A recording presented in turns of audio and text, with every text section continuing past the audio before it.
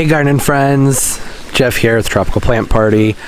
Today I wanted to talk about the Chinese fan palm. More specifically, I want to talk about how the Chinese fan palm does really well in colder climates.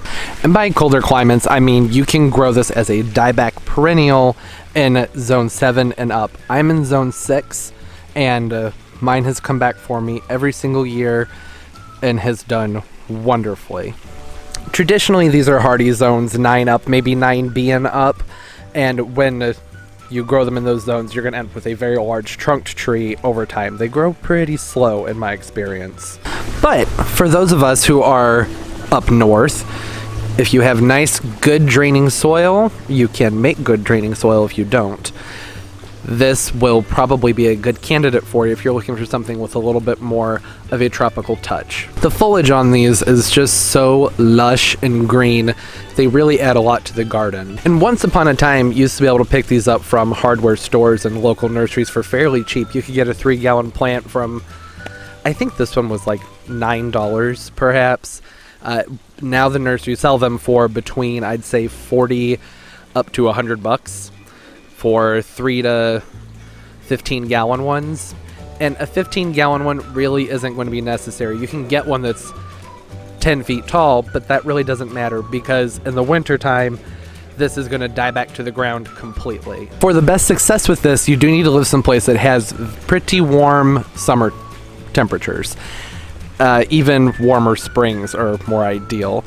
This doesn't usually start coming back for me until I'd say June, mid-June.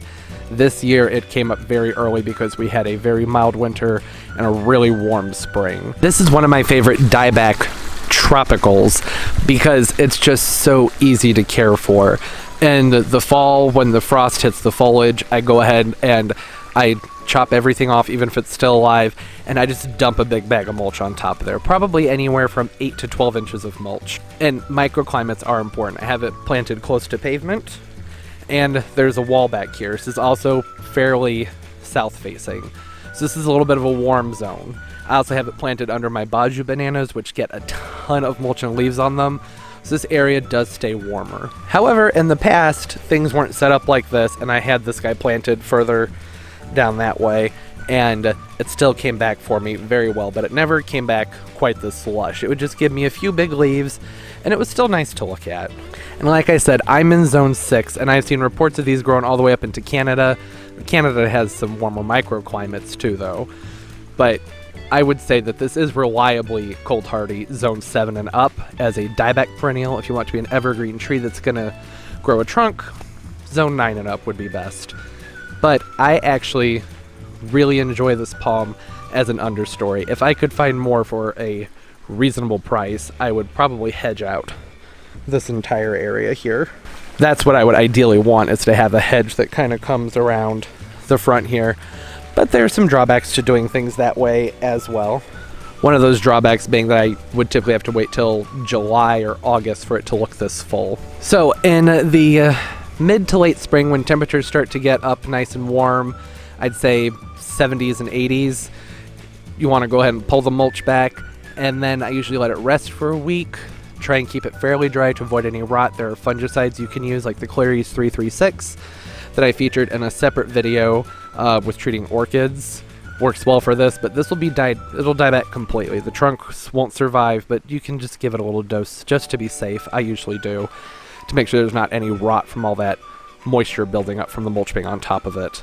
So then the next step to accelerate the growth, because these guys are slow growers, I go ahead and I use a rooting and blooming fertilizer to start with, just to get its roots activated. I'll do that probably 2 weeks in a row, and then I'll start using a nitrogen fertilizer by around the 4th week. I usually give it a week off, or you can just keep fertilize and fertilize and fertilize. But don't forget that when you fertilize with high phosphorus fertilizers, it can affect the absorption of other nutrients. So it's good to kind of alternate when possible. Alright, that'll do it for today's video. If anybody has any tips or tricks, anything you want to share, please put that down in the comments below. Say hi. Let's keep a conversation going. Don't forget to like and subscribe if you already haven't. And I hope everybody's doing well and keep on growing. Bye-bye.